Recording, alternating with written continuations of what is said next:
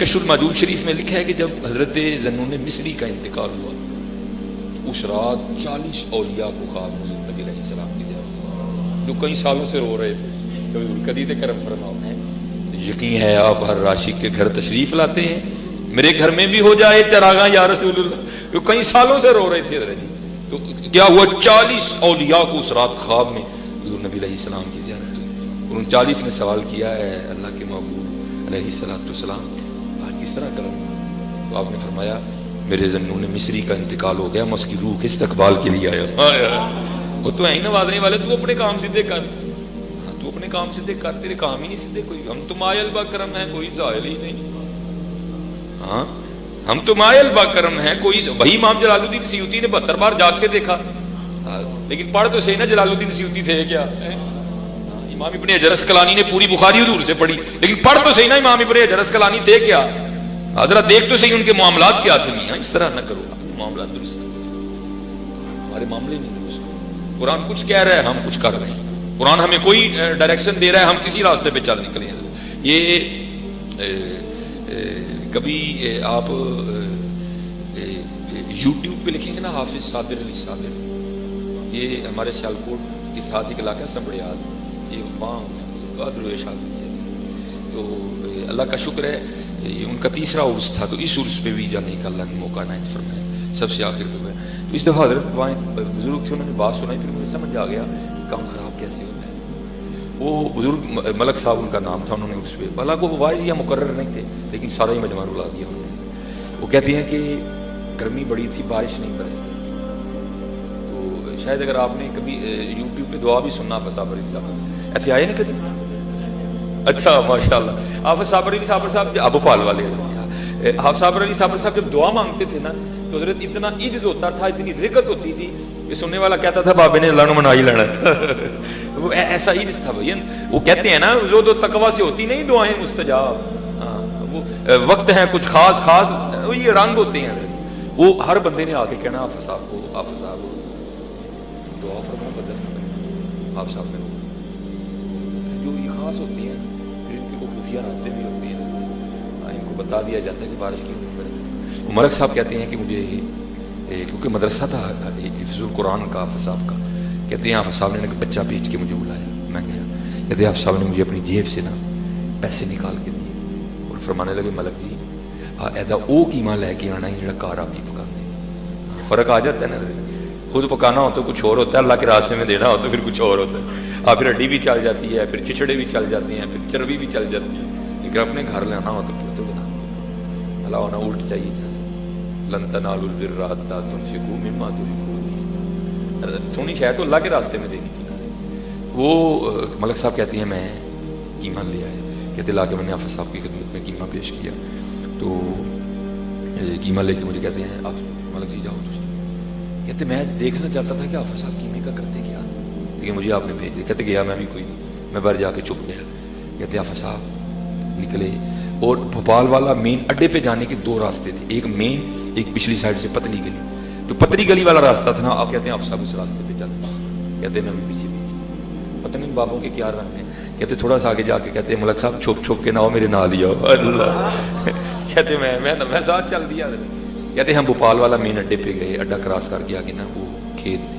کہتے ہیں ہم کھیتوں میں اتر گئے. کہتے جب کھیتوں میں اترے تو وہاں جا کے کیا دیکھا کہ ایک کتی ہے, اور کوئی شاید گاڑی والا جاتے اسے اٹ کر گیا تو اس کی پچھلی ٹانگیں ٹوٹ چکی تھی, اور اس نے بچے بھی دیے ہوئے تھے. وہ ظاہر خود بھی بھوکی تھی, بچے بھی دودھ پی رہے تھے, دودھ آ نہیں رہا تھا. تو بچے بھی آسمان کی طرف منہ کر کے رو رہے تھے, اور وہ بھی رو رہی تھی. فرماتے ہیں حافظ صابر علی صاحب نے قیمے کا شاپر کھولا اور جا کے نا اس کے سامنے رکھ دیا. پتہ نہیں کتنے دنوں کی بھوکی تھی, جھپٹ پڑی وہ قیمے پہ. اس نے رج کے قیمہ کھایا, اور کھا کے نا وہ کہتے اس نے پھر آسمان کی طرف منہ کر کے وہ آواز نکالی. کہتے جب ہم گئے نا تو ہم گرمی میں جھلستے اور پسینے میں ڈوبے گئے. کہتے جب واپس آئے تو ہم بارش میں بھیگے ہوئے واپس آئے. یہ قرآن کچھ کہہ رہا ہے, ہم کر رہے ہیں. قرآن کیا کہہ رہا ہے, ارأیت الذی یکذب بالدین فذلک الذی یدعو الیتیم ولا یحض علی طعام المسکین. یہ ہمارا قصور ہے. اللہ تو کریم ہے, حضور نبی علیہ السلام تو رؤوف الرحیم. یہ کس طرح ہو سکتا ہے کوئی روئے اور وہ نوازے نا, لیکن حضرت ہمیں کمی وبالوالدین احسانا وذی القربى والیتامی والمساکین وقولوا للناس حسنا. کہاں ہے حضرت وقولوا للناس حسنا؟ ہر بندہ تو دوسرے بندے کو کاٹنے پڑ رہا ہے حضرت. ایسے لگتا ہے منہ میں زبان نہیں ہے, گھارے بھرے ہوئے ہیں. کہاں گئی وہ محبتیں حضرت؟ وہ پیار کہاں گیا حضرت؟ یہ پڑھو اپنے اکابرین کو, پڑھو اپنے اسلاف کو. ہمارے اسلاف تھے کیا؟ قبلہ شاہ صاحب بیٹھے ہیں, یہ لکھا ہے کہ جب امام حسن رضی اللہ تعالیٰ عنہ کے جسم مبارک سے کرتا اتارا گیا نا غسل دینے کے لیے امام حسن رضی اللہ تعالیٰ, تو وہ لکھا ہے کہ حضرت کی پشت پہ باقاعدہ ایک نشان تھا. جسے اگر میں اپنی پنجابی زبان میں کہوں تو پھر میں اسے چنڈی کہوں گا. ایک باقاعدہ نشان. باتیں شروع ہو گئی ہیں مجھے, یہ تو شہزادی ہے, یہ نشان کس چیز کی؟ تو حضرت کے غلام کھڑے تھے. آپ جذباتی ہو گیا, آپ نے فرمایا اپنی زبانوں کو لگام دو. اگر بات امام کی عزت کی نہ ہوتی تو امام نے مجھ سے وعدہ لیا تھا کہ میرا راز نہ کھولنا. انہوں نے کہا بتاؤ پھر یہ کیا ہے؟ آپ نے فرمایا یہ نشان ان بوریوں کے ہیں جو امام حسن رات کے اندھیرے میں اپنے کندھے پر اٹھا کر یتیموں کے گھروں میں چھوڑنے جایا کرتے ہیں. بھائی تقریر مجھے بھی بڑی آتی ہے, ہاں انہیں کو تو میں گردانہ ملا کے حضرت جی مسجد سے اتنے چک رہا, لیکن میرے محبوب کی امت کو آج تربیت کی ضرورت ہے. آج ہمیں کوئی نہیں مار رہا, ہم ہی ایک دوسرے کو مار رہے ہیں. آج میرے محبوب علیہ السلام کی امت کو تربیت کی ضرورت ہے. محبت کرو ایک دوسرے کے ساتھ. یہ کل میرے خیال سے یوٹیوب پہ کل ہی کلپ چڑھا ہے, کل جمعے کا کلپ ہے. یہ ابو داؤد شریف میں ہے کہ نبی علیہ السلام نے فرمایا, جس کا مفہوم ہے کہ اگر کسی شخص کو غصہ آ جائے, آتا ہے نا ہم سب کو, لیکن حضرت جی آتا بیوی پہ ہے, ہاں جن کو کہنا کا کرے, آتا غریب پہ ہے, آتا اپنے نوکر پہ ہے. کبھی کسی کو ڈی ایس پی پہ غصہ ہے؟ کسی کو آتا جی آ بھی جائے گا نہیں پی جانا ہے, لیکن اگر بیوی پہ آئے گا پھر میں نے نہیں پینا. اگر کسی ماڑے پہ آ گیا میں نے پھر نہیں پینا. لیکن حضور نبی علیہ السلام فرمانے جسے غصہ آئے وہ غصے کو نافذ کرنے پہ قادر بھی ہو, کر سکتا ہو کچھ نہ کچھ, لیکن نہ کرے. حضور فرماتے ہیں پھر اللہ اسے انعام کیا دے گا؟ بروز قیامت اللہ اسے ساری مخلوق کے سامنے کھڑا کر کے کہے گا ان نوروں میں سے جو چاہتا ہے لے لے. پی کے تو دیکھو حضرت, اللہ کرنے سے کیا ہوگا؟ تھپڑ مار دو گے کسی کو, کیا کر لو گے؟ لیکن حضرت جی اور وہ بھی یاد رکھو حضرت جی, یہ ہمارے معاشرے کا مزاج بن گیا ہے. تگڑے کے کھلوندا کوئی نہیں, ماڑے نہیں چڑھتا کوئی نہیں. اور ہمیشہ یاد رکھنا حضرت جی کبھی کسی ماڑے پہ ظلم نہ کر بیٹھنا. مولا علی مشکل کشا رضی اللہ تعالیٰ عنہ فرماتے ہیں طاقت والے سے تو ڈرنا, لیکن کمزور سے اس سے بھی زیادہ ڈرنا. اسی نے مولا علی سے پوچھا حضور طاقت والے سے ڈرنے کی تو سمجھ آ رہی ہے, ہاں مارے گا آگے سے کچھ کرے گا, لیکن کمزور سے کیوں ڈروں؟ میں حضرت اس دن قبلہ سڑک پہ میں کھڑا ہوں, میں کسی بندے کا ویٹ, اس سائڈ پہ شاید کوئی چور پکڑا گیا, شاید پتہ نہیں وہ کیا چوری, رول پہلے شور ڈالا نا, چور چور پکڑو چور چور. میرے پاس دو منڈے, ایک نے بائک کھڑی ہے جا کے جناب کٹ کے واپس آ گیا, اس دوسرے نے آ کے یار واہ یہ تھا نہیں میں تھا. یہ ہمارا مزاج ہے, ہمارے معاشرے کا ہے, ہمارے معاشرے کا مزاج بن گیا حضرت. تگڑے کے سامنے کھڑا کوئی نہیں ہوتا, ماڑے کو معاف کوئی نہیں کرتا. تو کیوں دور ماڑے سے کیوں ڈرے, وہ کیا کر لے گا؟ آپ نے فرمایا وہ تو کچھ نہیں کرے گا لیکن اس کا رب بڑا کچھ کر دے گا. ہاں اس لیے ڈرنا حضرت جی. ہاں یہ جتنی ہمارے گھر میں تباہیاں اور بربادیاں آئی ہیں نا, ہم نے کسی ماڑے کی حال ہی ہوئی ہے. یہ بھی کلپ چڑھے گا, میرا ہاتھ چڑھے گا, یہ کل یہ بھی میں نے کل جمعے میں بیان کیا. یہ علماء پہ بڑے بڑے اوکھے ویلے آتے ہیں, اور ہمارے معاشرے نے تو ویسے بھی علماء کے ساتھ کوئی چنگا ضرور نہیں کیا. ہاں حقیقت ہے چنگا نہیں اس معاشرے نے مولویوں کے ساتھ سنا.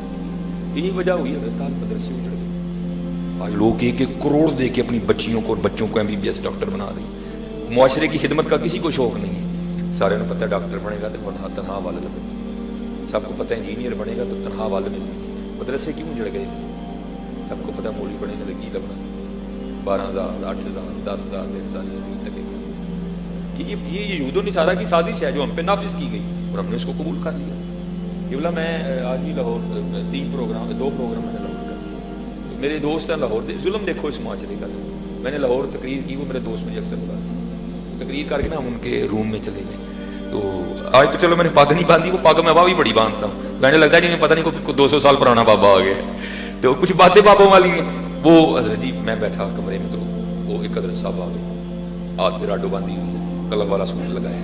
پھر میرے دوست ہیں نا اس مسجد کے امام, اور ان کو آ کے کان میں کہتے ہیں, اب بہرا تو میں بھی نہیں, میں بھی سن رہا ہوں. وہ کہتے ہیں حضرت صاحب کو دعا کرو, میرا بڑا بیٹا نا وہی کافی دیر ہو گئی ہے, تنہا 60,000 ہی ہوتی, وہ 5واں منڈا بھی ہو گیا. حضرت صاحب کو دعا کروا. اب میں ان کو دیکھ رہا ہوں, ان کے چہرے پہ کئی رنگ آئے, کئی